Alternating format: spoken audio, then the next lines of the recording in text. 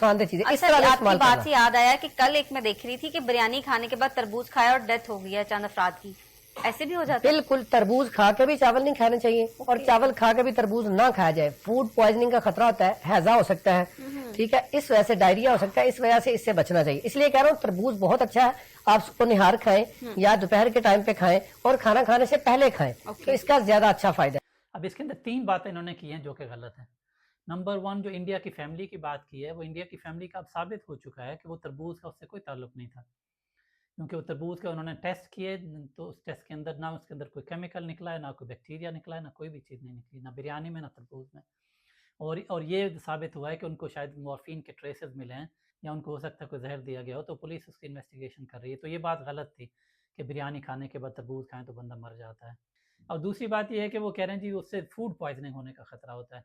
Food poisoning का मतलब ये है कि आपको कोई या तो वो कोई पॉइजन होगी उस चीज़ के अंदर, पॉइजन का मतलब ये है कि कोई केमिकल्स होंगे, कोई ऐसी चीज़ होगी खाने के अंदर, या कुछ बैक्टीरिया होते हैं जो टॉक्सिन रिलीज करते हैं, उनके अंदर टॉक्सिन होते हैं, उन बैक्टीरिया से निकलते हैं टॉक्सिन्स, तो उसको भी फूड पॉइजनिंग कहा जाता है। जब आप इस तरह खाना खाएं और आप बीमार हो जाए तो उसको फूड पॉइजनिंग कहते हैं।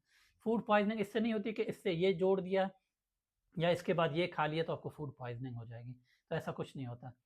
और तीसरी बात ये है कि जी तरबूज जो है ना खाने से पहले खाना चाहिए। अब अगर खुदा ना खास्ता एक बंदे को शुगर है या प्री प्री डायबिटिक है जिसका शुगर तकरीबन उसकी काफ़ी वो करीब पहुंची हुई है, तो अगर वो तरबूज खाने से पहले खाएगा तो उसका शुगर एकदम से स्पाइक करेगी।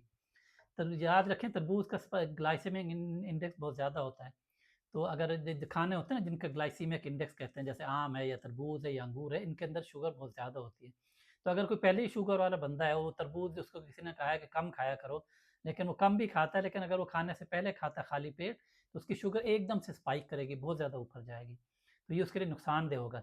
इसीलिए आप किसी भी डाइटिशियन से पूछें या कोई अगर किसी डॉक्टर से पूछें जो डायबिटीज़ के एक्सपर्ट हैं, वो बताएंगे कि शुगर वाला पेशेंट जो होता है, अगर वो कोई मीठे फ्रूट खाता है तो उसको कोशिश करनी है कि खाने के बाद खाएं, ताकि आपकी शुगर एकदम स्पाइक ना हो, क्योंकि खाने के साथ जब उसके बाद में आएगी तो खाना भी हजम होना है, तो थोड़ी सी उसकी शुगर कम हो जाएगी। मैं आमतौर पे तो किसी और के बारे में बात नहीं करता, सिर्फ अपनी बात करता हूँ, लेकिन ऐसे लोगों को खुला भी नहीं छोड़ा जा सकता जो इस तरह की बातें करते हैं जिनका ना कोई सबूत होता है, ना ही कोई साइंटिफिक बेस होती है। हो सकता है ये बहुत बड़े हकीम हो, मुझे नहीं पता इनका, मुझे इनका बिल्कुल नहीं पता। मुझे वीडियो मेरे सामने आई थी तो मुझे ये लगा कि मैं ये बात क्लियर कर दूँ।